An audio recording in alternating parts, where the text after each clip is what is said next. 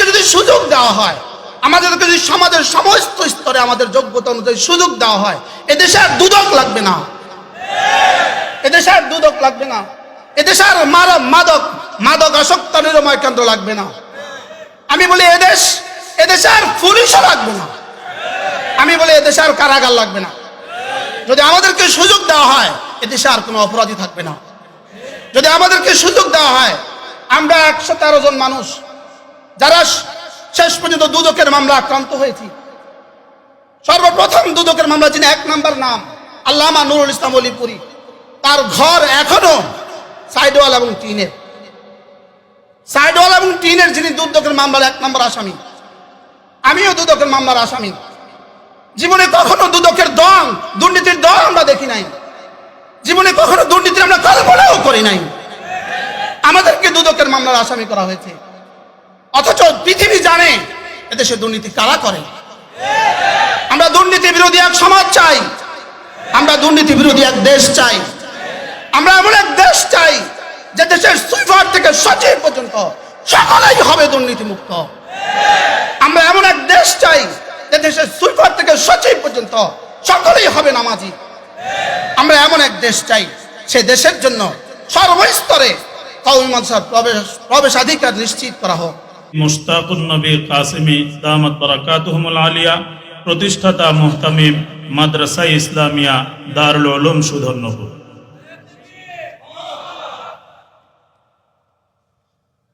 আসসালামু আলাইকুম ওয়া রাহমাতুল্লাহি ওয়া বারাকাতুহু। আলহামদুলিল্লাহি রাব্বিল আলামিন ওয়াস সালাতু ওয়াস সালামু আলা সাইয়্যিদিল আনবিয়া ওয়াল মুরসালিন ওয়া আলা আলিহি ওয়া আসহাবিহি আজমাইন, আম্মা বা'দ।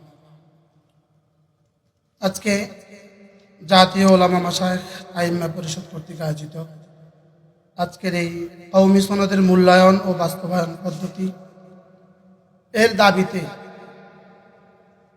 আমার মনে হয় এটাই বাংলাদেশে প্রথম সেমিনার। ইতিপূর্বে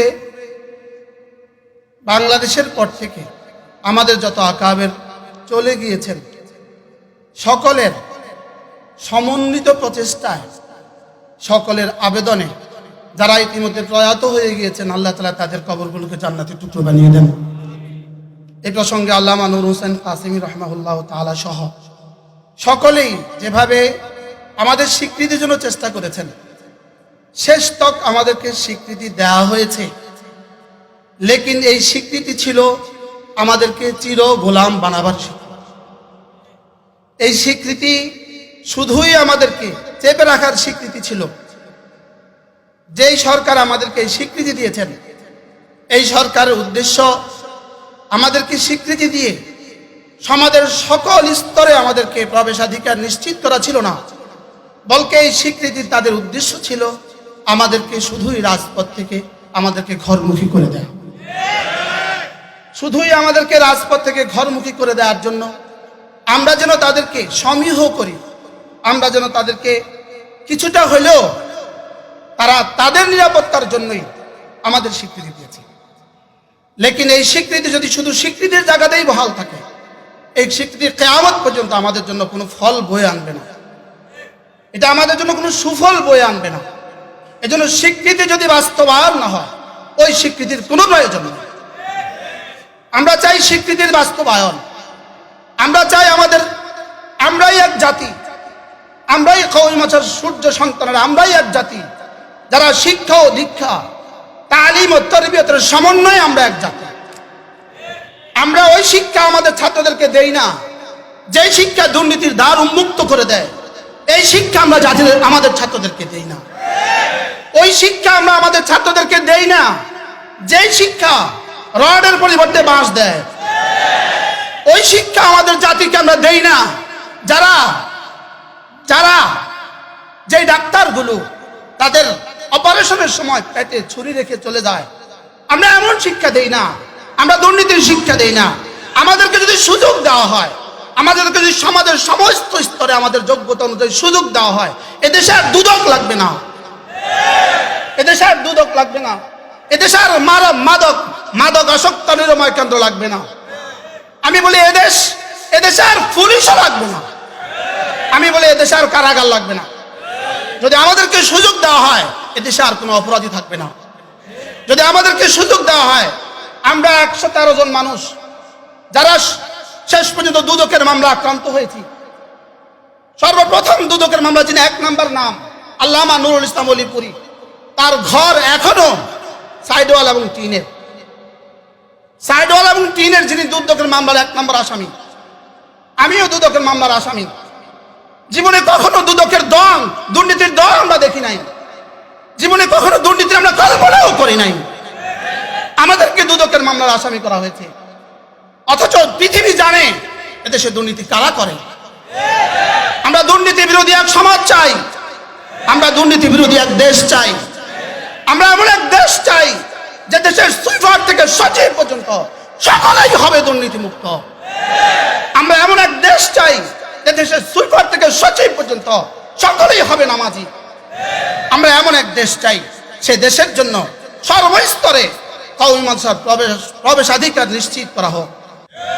আমাদেরকে সুযোগ দেওয়া হোক, আমাদেরকে সুযোগ দেওয়া হোক। প্রাইমারি স্কুলে আমাদের ছাত্রদেরকে সুযোগ দেওয়া হোক, আমাদের ফজলাদেরকে প্রাইমারি স্কুলে সুযোগ দেওয়া হোক, আমাদের ফজলাদেরকে হাই স্কুলেও সুযোগ দেওয়া হোক, আমাদের ফজলাদেরকে কলেজ ইউনিভার্সিটিকেও সুযোগ দেওয়া হোক। বাংলাদেশের প্রতিটা সরকারি ইউনিভার্সিটিতে আমাদের ফাজলদেরকে, আমাদের ফারেকদেরকে প্রতিটা ইউনিভার্সিটিতে ভর্তির সুযোগ দেওয়া হোক, মাস্টার্স পুনঃ করার সুযোগ দেওয়া হোক। আমাদের প্রতিটা ইউনিভার্সিটিতে বাংলাদেশের কওমি মাদ্রাসার ফাজলদেরকে পিএইচডি করার সুযোগ দেওয়া হোক। এই হলো আমাদের প্রাণের দাবি। এটাকে যদি উপেক্ষা করা হয় তাহলে 16 বছরের কোরবানিকে উপেক্ষা করা হবে। শেষ লোকমা দিয়ে পেট ভরে না, শেষ লোকমা দিয়ে পেট ভরে না। শুধু জুলাইয়ের আন্দোলন দিয়ে ফ্যাসিস্ট চিরতরে পতন হয় নাই, 16 বছরের ওলামাদের কোরবানি দিয়ে ফ্যাসিস্ট সরকার পতন হয়েছে। প্রথম লোকমা সহ শেষ লোকমার যেমন অবদান, শেষ লোকমার যেমন অবদান, প্রথম লোকমার ঠিক তেমন অবদান। 16 বছরে আমরা সবচেয়ে বেশি নির্যাতিত হয়েছি, আমরা সবচেয়ে বেশি নিগৃহীত হয়েছি, আমরা সবচেয়ে বেশি জুলুমের শিকার হয়েছি। ওলামায়ে উম্মত কি পরিমাণ খুন দিয়েছে, সে খুন যদি জমা করা হতো মেঘনা লাল হয়ে যেত। আমরা আয়নাগরে কি পরিমাণ নির্যাতনের শিকার হয়েছি, আল্লামা মামুনুল হক সহ ওলামায়ে উম্মত কি পরিমাণ নির্যাতনের শিকার হয়েছে। লেকিন আমরা এখনো বৈষম্যের শিকার হয়ে আছি। আমরা দেখেছি এবারের ত্রাণ বিতরণে শাহ আহমদুল্লাহ কি করেছেন, আমরা দেখেছি ইয়াকুব কি করেছেন, আমরা দেখেছি ওলামায়ে উম্মত কি করেছেন। কিন্তু তাদের বক্তব্যে মাদ্রাসার শিক্ষার্থী এবং মাদ্রাসার শিক্ষকদের ব্যাপারে কোনো বক্তব্য কারোর মুখে আসে না। কেন আমরা বৈষম্য শিকার হলাম? এজন্য আমরা আমাদের প্রাণের দাবি, আজ থেকে আমরা নতুন আওয়াজ তুলব। এদেশে নতুন আওয়াজ উঠেছে ইনশাআল্লাহ। এই আওয়াজ পুরা হবেই হবে ইনশাআল্লাহ, এই আওয়াজ পুরা হবেই হবে ইনশাআল্লাহ।